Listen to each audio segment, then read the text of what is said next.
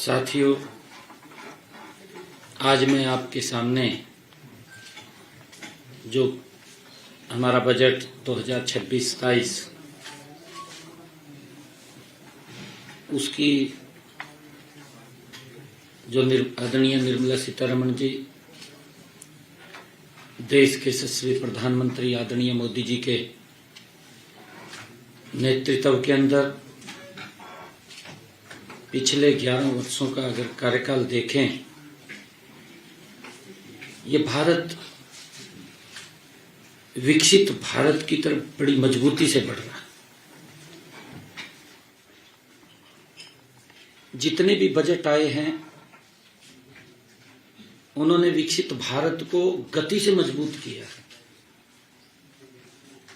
बेशक कांग्रेस कमजोर होगी हो, उसकी कोई बात नहीं है, क्योंकि कांग्रेस आरोप लगाती रहती है। इन बजटों से कांग्रेस कमजोर हो सकती है, भारत मजबूत हुआ है नरेंद्र मोदी जी के नेतृत्व में। मैं इस बजट की भावना क्या है, इस बजट ने क्या दिशा ये देगा और उसके महत्वपूर्ण जो पहलू हैं, मैं उनको हरियाणा के 2,80,00,000 लोगों के सामने देश के यशस्वी प्रधानमंत्री आदरणीय नरेंद्र मोदी जी के नेतृत्व में 3.0 सरकार का जो ये दूसरा बजट प्रस्तुत हुआ है, इस बजट से हरियाणा पर पड़ने वाले प्रत्यक्ष प्रभावों को भी मैं स्पष्ट रूप से बताना चाहता हूं, क्योंकि लगातार हमारे विपक्षी साथी उन्होंने शायद इस बजट को ध्यानपूर्वक नहीं देखा। ध्यानपूर्वक इसलिए भी नहीं देखा, शायद देखा भी हो ध्यानपूर्वक, परंतु अपनी राजनीतिक रूप से जब विरोध नहीं कुछ करना, कुछ शब्द मिलते नहीं है विरोध के, हाजिरी तो लगानी पड़ती है, कुछ ना कुछ बोलना पड़ता है। कई लोग जब बजट आदरणीय निर्मला सीतारमण जी बोल रही थी, उसी बीच में ट्वीट कर दिया, कहा जी कुछ मिला नहीं हरियाणा को। भाई अभी पूरा प्रस्तुत हो जाने दो। होड़ लगी हुई थी राहुल गांधी को कैसे खुश किया जाए। भाई उसको तो कोई भी खुश नहीं कर सकता। उसको कौन खुश करागा? राहुल गांधी को कौन खुश करागा? कोई खुश नहीं कर सकता। वो हमारे कुरुक्षेत्र में आया पीछे यात्रा लेकर के, और यात्रा लेकर के आया, कहा पांडवा ने कोई जीएसटी लगाया था का? आपके सामने किस प्रकार की बातें करते हैं, किस प्रकार से गुमराह करने वाले बयान देते हैं कि हाजिरी लगानी है, बस हाजिरी के निमित्त ही उन्होंने कुछ न कुछ बोलना है। साथियों, केंद्र सरकार का यह बजट केवल एक ये दस्तावेज नहीं है, ये एक वित्तीय दस्तावेज नहीं है, बल्कि यह भारत की उस तस्वीर को पेश करता है जिसमें भारत आत्मनिर्भर, प्रतिस्पर्धी और सामाजिक रूप से संवेदनशील ये बजट है, वो दिखाई देता है।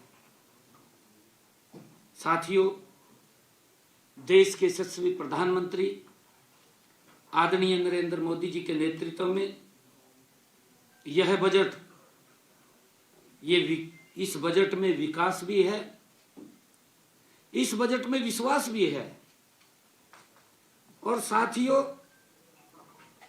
इस सिद्धांत पर आधारित यह बजट है कि हरियाणा जैसे अग्रणी राज्य के लिए इसमें अपार अवसर निहित हैं।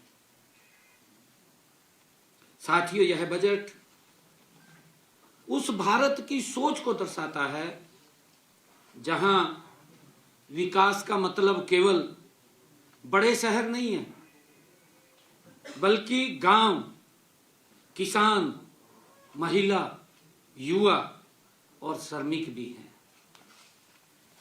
साथियों, जहां अर्थव्यवस्था मजबूत हो लेकिन समाज का अंतिम व्यक्ति भी सुरक्षित और सम्मानित महसूस करे, ये बजट उस दिशा में ये महत्वपूर्ण बजट पेश किया है।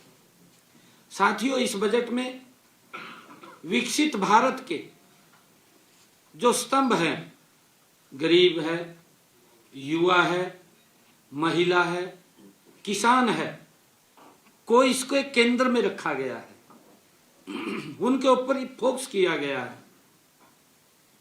आदरणीय प्रधानमंत्री जी ने इसके बारे में कहा भी है। उन्होंने माननीय प्रधानमंत्री जी के कुशल नेतृत्व में साथियों हमारी विकास नीति के ये मूल मंत्र भी है, हम सब इस बात को जानते हैं। साथियों, इस बजट का मूल उद्देश्य संदेह के स्थान पर एक्शन, दिखावे के स्थान पर सुधार और लोक लुभावनी घोषणाओं के स्थान पर ये जनहित को प्राथमिकता। सरकार ने इस बजट में लगभग 7% की उच्च आर्थिक विकास दर को लक्ष्य बनाते हुए राजकोष की अनुशासन और सामाजिक न्याय दोनों के बीच संतुलन साधा है। देखिए, जब कांग्रेस बजट पेश करती थी, जब चुनाव आ जाता था तो उसमें बहुत सारी रेवड़ियां दिखाई देती थी।